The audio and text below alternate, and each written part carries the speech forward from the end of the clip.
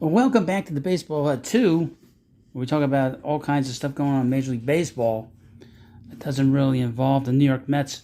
We'd like to talk about, and I like to talk about a lot of these rumors. As you know, the rumors are starting to pick up a little bit. We're now June 2nd, and there are names that are starting to pop up. Teams that are sellers and teams that are buyers are popping up as well. Now, in this video, we're going to talk about a big Major League pitcher. His name is Shane Bieber, and we're going to talk about it in this video starting right now. But before we get into that, please, of course, subscribe to the Baseball Hut 2 and let me know what you think about this video. I like to read different articles and just ask you what you think, and I give you my opinion. So here's from Sportsnot. MLB Insider identifies Shane Bieber as potential trade candidate for potential landing spots. As you know, the Guardians did 26-31. They've not gotten off to a very good start this year. And they're always looking to shed payroll. They're always looking to trade veteran players. Cleveland Guardians at the June far lower in the MLB standings than they expected, leading to MLB Trade Rumors suggesting that starting pitcher Shane Bieber could be dealt this summer. Bieber, the 2020 AL Cy Young Award winner, is the ace of Cleveland's rotation. He entered June with the lowest ERA and the most strikeouts on the team, leading a rotation that ranks 14th in ERA. However, the Guardians' lineup sucks, has kept them under 500 heading into the summer. Cleveland still has a shot to win the AL Central, entering play on June 1st.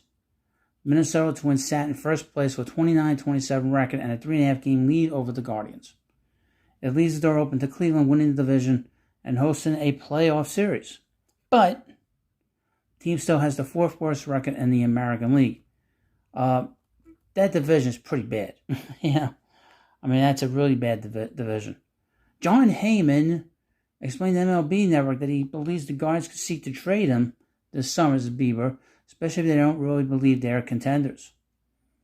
Even if Cleveland turns things around, there's a possibility Bieber is traded. Their organization boasts a wealth of pitching depth and have several options to choose from if a spot opens up in their starting rotation. Trading Bieber for another MLB player could also help the Guardians improve immediately, with an upgrade to the lineup helping a team that ranks 30th in slugging, 29th in runs scored, and 27th in OPB. That sucks. That's pretty bad, isn't it? Money could also play a significant role in the decision, which is always the significant thing with the Guardians.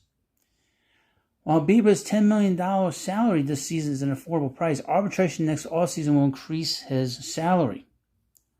With the Guardians likely to lose him in free agency by 2025, moving him now could be the best move for the club. Keeping all of that in mind, let's examine the best trade destinations for Shane Bieber. First up, the Arizona Diamondbacks. The D-backs are one of the biggest surprises in baseball this season, holding the third best record in the National League. While they won't be super aggressive at the deadline, Bieber would add stability to a rotation that ranks 18th in ERA this season. The D-backs had the prospect capital to acquire him, and he would help them through the 2024 season. The thing about the Diamondbacks is that this kind of surprising a lot of teams. They surprised baseball a little bit with their record and the way they've played. People weren't expecting them to do as well this year. A lot of people were expecting them to do well next year. So that's an interesting team to look at. The Baltimore Orioles. If the Orioles are going to become a World Series contender, they need pitching. Baltimore finished May with a 4.38 rotation ERA. While it's better than expected, the Orioles don't have a true ace to headline a playoff rotation. Baltimore could afford to match Cleveland's price for Bieber, and his contract easily fits into the Orioles' payroll this season and next year. I did see some things from Ballcap Sports that a player that could be a fit there with Cleveland is Anthony Santander. That's a guy that they can afford to move him with all their young talent, but they might not be willing to do that just yet. The Boston Red Sox. When action began in June, the Red Sox held the fifth highest OPS in baseball. What separates them from the rest of its AL competition is a group of starters that has the fifth worst ERA, putting the Red Sox issues into perspective. Every other team with rotation over 5 is near the bottom of the standings. I would mention about the Red Sox that Chris Sale went on the injured list today with an injury to his arm. So again, he's injured again. So they could be, again, the Red Sox could be in the market for a starter. They're going to be. They could probably use one now, but they're not going to get anybody of note. I would mention if there is one team that's probably going to be willing to sell right now, it's the White Sox. And they got some pitching depth that they can move that a lot of guys are free agents, like Lucas Giolito and Lance Lynn. And finally, the Philadelphia Phillies. It's been a disastrous season for the Philadelphia Phillies. While there are a variety of issues with this ball club right now, starting pitching a 4.98 ERA. It's a huge problem. Shane Bieber's salary makes him an affordable option for a team with one of the highest payrolls in MLB. Plus, Bieber could step in as Phillies' ace if Aaron Nola departs this offseason. I would mention that Zach Wheeler is the ace of the Phillies. Aaron Nola has not pitched well for a while. Zach Wheeler is a much better pitcher at this point in his career versus Aaron Nola. The Phillies' problems are much deeper than just not getting the right start, not getting enough starting pitching. Their offense right now is struggling. Kyle Schwarber's hitting 167. Bryce Harper is back from this Tommy John surgery, but he has not gotten really, really hot yet.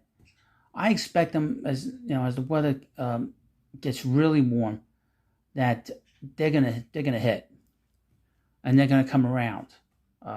So I expect them to be in the market for more starting pitching. Like I said, the White Sox are a team to keep an eye on.